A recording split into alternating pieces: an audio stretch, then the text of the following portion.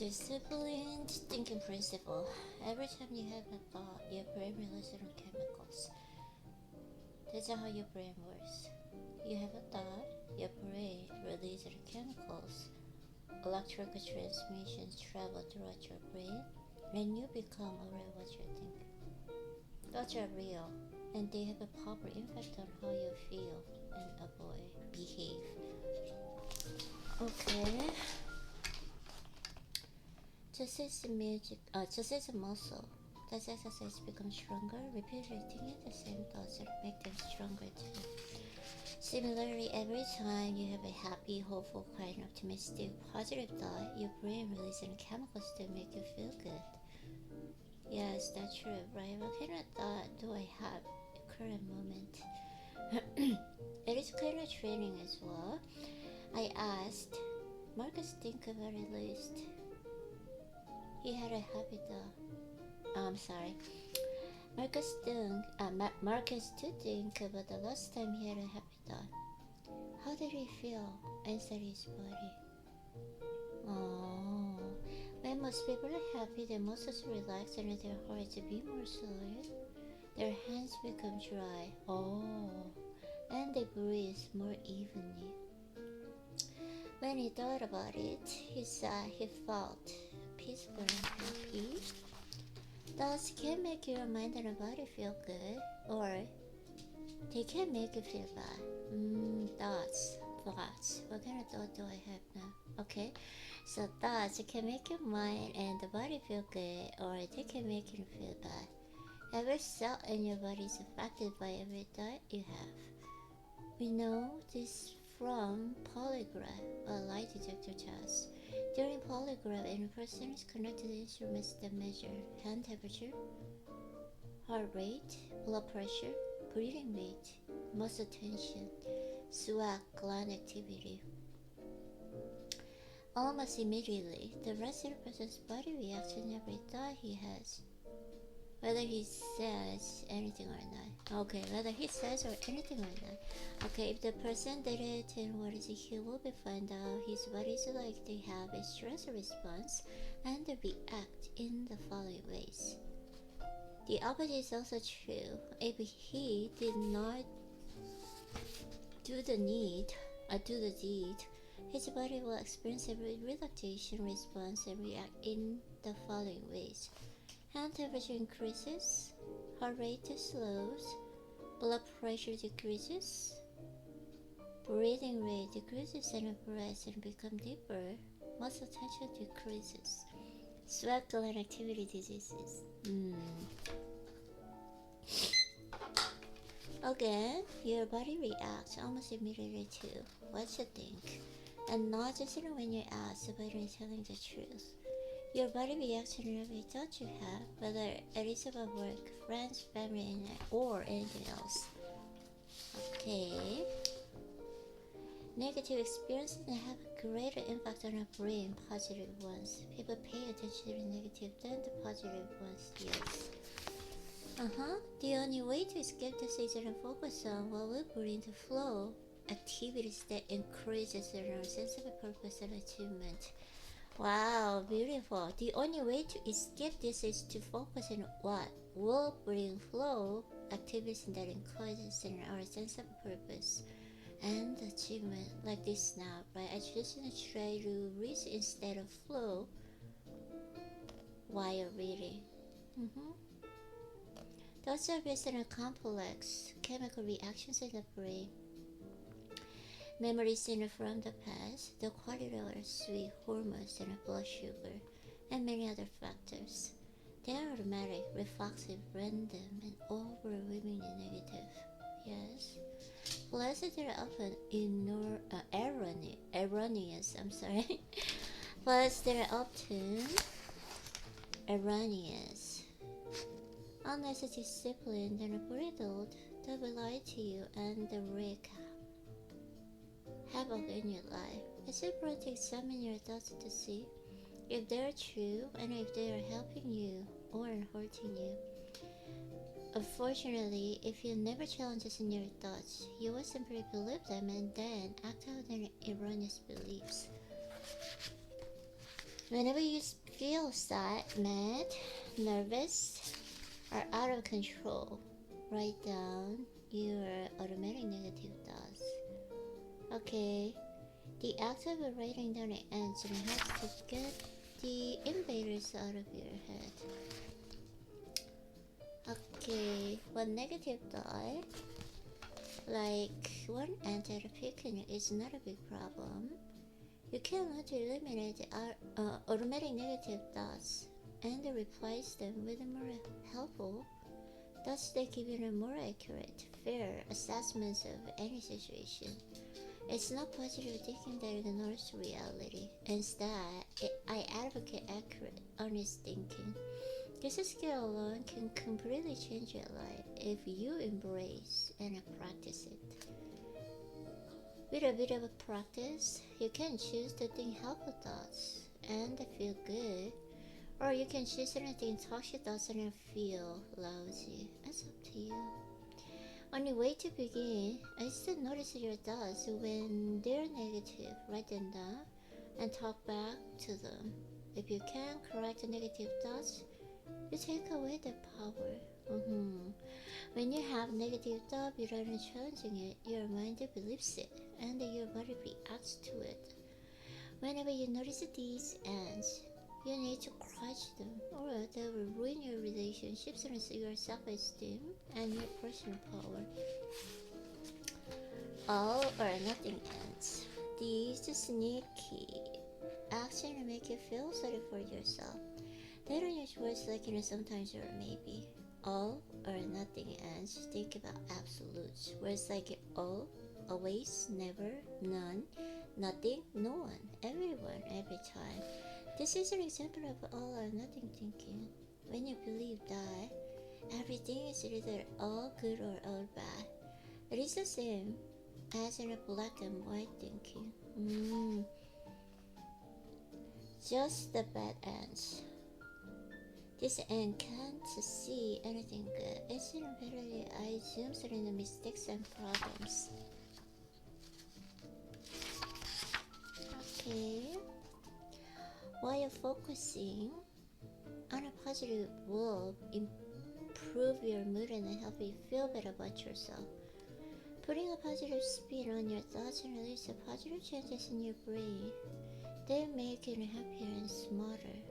I have already lost 8 pounds and have changed my lifestyle, so I will continue to lose weight until I reach my goal of losing 30 pounds.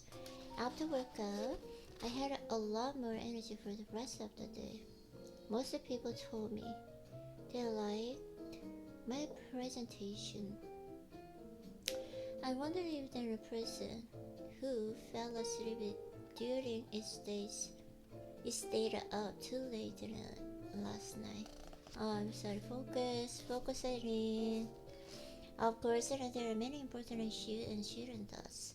But in my 35 years as a psychiatrist, if I found that they're guilty, it generally not having a motivation of behavior. It often backfires and it can be counterproductive to your goals. Thinking in words like should, must, ought to, and have to are typical guilt beating ends. It is better to replace any guilty beating ends with the phrases like I want to do this. At first, when my goals are to do that, or it would be helpful to do this. I want to visit my parents because they're special to me. My goal is to stop eating sugar because it will reduce my craving, prevent energy crashes, diabetes and inflammation in my body, and get me off in this emotional roller coaster. I want to count my calories because it will help me learn to take control of my eating. It is in my best interest to go to the gym because it will help me feel more energized. I'm a giving person, and it is my goal to give more the causes I believe in are worthwhile. Even positive labels can be harmful. I tell parents, for example, never to praise the children for being smart. Praise them instead of them working hard. When you tell children they're smart, they become more performance oriented and assume that intelligence cannot be improved. If they start to struggle with a new task, they may feel not smart and give up. But if they praise the children for working hard, oh yeah, when they come up against a difficult task, they will persist because they work hard. Brilliant. Even positive labels can be harmful. I tell parents, for example, never praise your children for being smart. Praise them instead of working hard. When you tell children they are smart, they become more performance oriented and assume that intelligence cannot be improved. If they start to struggle with a new task, they may feel not smart and give up. But if you praise your children for working hard, when they come up against a difficult task, they will persist because they work hard. I will find a way to succeed. I'll go to college. If I wanted to, I will succeed with hard work. This ant is convinced that, this ant is convinced, mind the reader ants.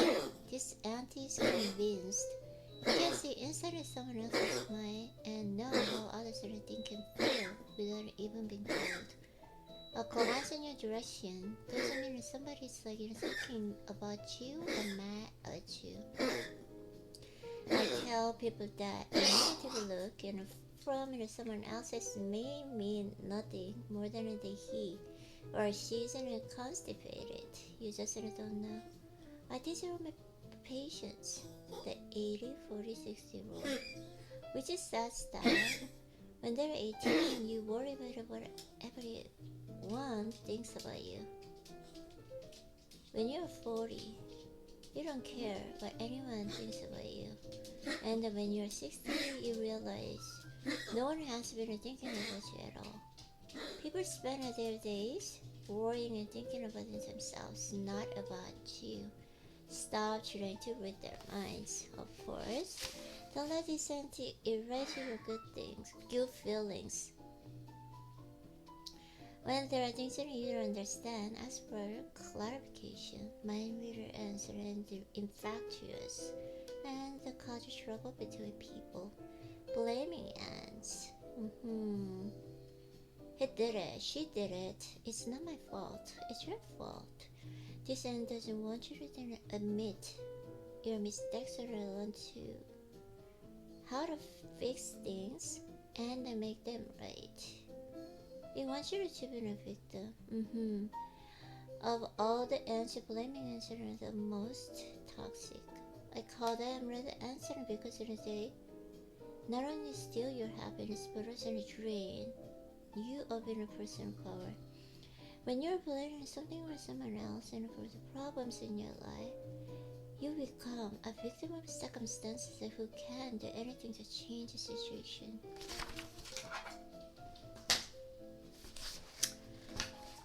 That's true. Be honest with yourself and ask yourself if you have any sense to say things like, beginning a sentence with "It's your fault that I" can ruin your life. Blame answer makes you a victim, and when you're a victim, your power is to change your behavior. In order to break free from the blaming addiction, you have to change your thinking by making it to your responsibility to change. It is your life. I love what anchor Vernon Howard wrote. Permitting your life to be taken over by another person is like letting the waiter eat your dinner.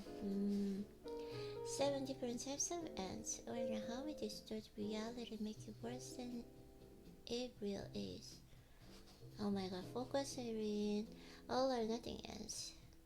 Thinking that things are either all good or all bad. Just in a bad ants. seeing only the bad in a situation, beating ends, taking the words like in a shoot, must, ought, or have to, labeling ends, attaching a negative label to yourself or someone else. Fortune teller ends, predicting the worst in a possible outcome for a situation with a little or no evidence for it. Mind reader ends, believing you know what other people are thinking even though they haven't told you. Blaming ends, blaming someone else for your problems. It is supposed to learn how to listen to your thoughts and redirect them so that you feel happier and more positive. We all deal with a disjointed thought at times, but one of the best ways to stop the monkeys from ruining your life with all the distractions is to start paying attention to them. When you ignore your inner life, like an attention starved children and monkeys that start to misbehave, torture you, belittle you, and wreak the social havoc. However, when you start noticing your thoughts, evaluating them, and even being amused by them, they're losing their control over your emotional life. Taking time to reflect and direct your inner life can help you train the monkeys to work for you, rather than threaten your sanity. Meditation is a wonderful way to get control over your mind. Research has shown that meditation can slow your heart rate, lower blood pressure, increase circulation, aid digestion, strengthen your immune system, improve cognition, focus, and memory, and decrease brain aging, addictions, anxiety, depression, and irritability. Devoting a few minutes each day to this practice, whether by meditating on a scripture passage or reading the loving kindness meditation, will help you to quiet your mind. As soon as you awaken or your feet hit, slowly, Irene. As soon as you awaken or your feet hit the floor in the morning, say these words out loud. Since your mind isn't proven the negativity, it will find the stress in the upcoming day unless you train or discipline it. When you direct your thoughts today is going to be a great day. Your brain will help you to uncover the reason why it will be so. Instead of Wednesday, today is going to be a great day. I think of the wonderful people I met or live that may be changed by our work, and I enjoy the journey. You have a choice in where you direct your attention. Even in times of loss, and just a simple strategy can make a powerfully positive difference in your life. Business professionals frequently say you cannot change what you do measure. That's why it's smart to keep a daily journal to record and measure the feeling you want to decrease, such as anxiety, fear, sadness, anger, or grief, or that you want to increase, such as joy, happiness, or another emotion. Write down a feeling and evaluate it on the scale from 1 to 10, where 1 is awful and 10 is great. Once you have established this baseline, you can switch to the interventions and feel better fast and make it last the work fast for you. Whenever you have any difficult day or in several days, and you can look at your journal and try to spot trends, such as certain days of the week, times of the day, time of your menstrual cycle. It's kind of hard today. Okay, almost. Oh my god, 8 minutes? It's okay. Whether you haven't eaten or not anymore. But the opposite wasn't also true. If you ask them to think about your happiest moments, the times you succeeded, or in their experience of not falling in love, they generally start to smile. Here is this quick journal exercise to help you to change your focus. Right after the for reaching Are you grateful? Okay. If I could, but gratitude. I. Oh my god, it's getting hard. Why? I just ate. That's why. Okay. If I could embody gratitude, I would. The benefits. But outweigh almost all of the medications that are prescribed without any side effects. A wealth of research suggests that a daily practice of gratitude, which can be as simple as writing down several things that we are grateful for every day, can improve our emotions and health, relationships and personalities and careers. Happiness, well-being, mood, self-esteem, resilience, a sense of spirituality, and positive optimism, reduction in materialism. Oh my god, it's getting hard to breathe. Okay. Reduction in self-centeredness. Recovery from substance misuse. Resistance to stress, resistance to envy.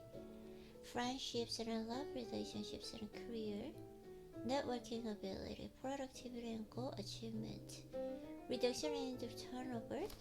Decision making among physicians. Physical health and including physical appearance, better sleep, and fewer physical symptoms and more time exercising, less physical pain, low blood pressure in people who were hypertensive, recovery from coronary events, vitality and energy, longevity. Focusing on increasing has been found to increase the activity of the parasympathetic nervous system and a decrease in inflammatory markers, improve depression, stress, and happiness, reducing stress among caregivers and among elderly, significantly decreasing state, anxiety, and depression, as well as an increase in specific memories, life satisfaction, and subjective happiness. When you make it a habit of bringing your attention to the things you are grateful for, you enhance how your brain works. In times of stress, and take a minute to write down 3 things, big or small, you are grateful for. Share a gratitude letter. Write 3 hearts and essay about someone you are grateful for, such as a teacher, mentor, friend, boss, or co-worker. When you have finished, if possible, make an appointment with a person and read the essay aloud to him or her. Research has shown that doing this significantly increase life satisfaction scores and happiness and decrease the symptom of depression. Okay, expressing your appreciation. To enhance gratitude and appreciation, which is gratitude that is outwardly expressed, and build bridges between people. Expression of support and appreciation to others has been shown to decrease the stress response in the brain, much more powerfully and then receiving support. It is better for your brain to give than to receive. 2. Super change your joyful thinking. Get the habit of writing down the name of one person whom you appreciate and why. Then share your feeling with the person with a quick email, text, or call. Do this once a week and try not to repeat to anyone for 2 months. This exercise will help you build many bridges of the good world. Count your blessings. You can boost your good feelings if you count your blessings instead of in a sleep at night. In a study with 221 teenagers at a group that focused on counting their blessings reported increased in gratitude, optimism, and life satisfaction, and decreases in negative feelings. At bad time, write down as many good things in your life as you can think of in 3 minutes. Note down that what went well. Another exercise that has been shown to quickly increase your level of well-being is called what went well. Research has shown that people who did not exercise were happier and less depressed at 1 month and 6 months follow-ups, and the studies are outset. Write down 3 things that went well that day, and then ask yourself why this didn't happen. This simple exercise has been found to help people and stress over jobs and develop more positive emotions. She played the article over and over in her mind. She had an obsessive pattern in her brain where she tended to get stuck on the negative thoughts and behavior. Her first and homework assignment was to write out her accomplishments in as much detail as she'd liked. At her next session, she brought 8 pages and full of accomplishments. Write down the highest and the most positive moments of your life. If you can find one moment, odds are you can find two. If you find a two, you would likely find a four, and so on. By bringing your attention to your successes, then you are much more likely to feel better fast.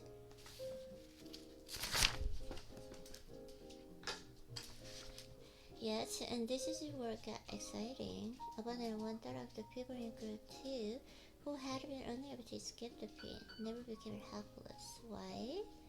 The answer turned out to be optimism. Dr. Slane Manson and team discovered that people who do not give up interpret their pain as setbacks as temporary as opposed to permanent, limited instead of pervasive, and changeable instead of out of the control. Listen to yourself and the others to see how things are explained.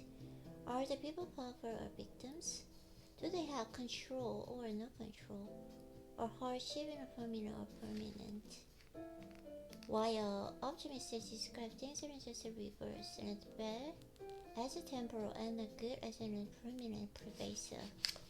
Change your language and the feeling around the situations you face. You can't stop being a victim. Take control wherever possible and understand their hardships and usually temporarily. Allow mistakes to be learning experiences rather than final judgment on your self-worth. Everyone makes mistakes. It's how you respond to them and determines how quickly you recover. Accepting a mistake and looking for the lesson you can take away from it will help you to get over it and move on. Okay. Optimist and feel hopeful. See problem is temporary, see problem is limited, see personal control or influence, see failure is a lesson, feel self-confident, are forward thinking, tend to be hopeful, tend to stick with a difficult thing. Are more proactive with help. Forgive more easily, are less likely to dwell on the negative. Feel less stressed, are more likely to sleep better. See glass and helpful, are more altruistic. Strive to take control of your life and be forward thinking and see possibilities. Optimism has significantly lower heart disease than those who are pessimistic. Women who scored higher in cynical hostility were also likely to develop a coronary heart disease. Optimism is also associated with a higher quality of life and a lower incidence of stroke, improved immune system functions, and better pain tolerance in the longer survival in lung cancer patients. Accidents are preventable illness. Being sleep deprived later increasing optimism and poor life choices. College students who were too optimistic have more binge drinking behavior, and compulsive gamblers and were often repeated as being too optimistic. The bottom line, it is always best to balance optimism with planning for and preventing future trouble. Okay.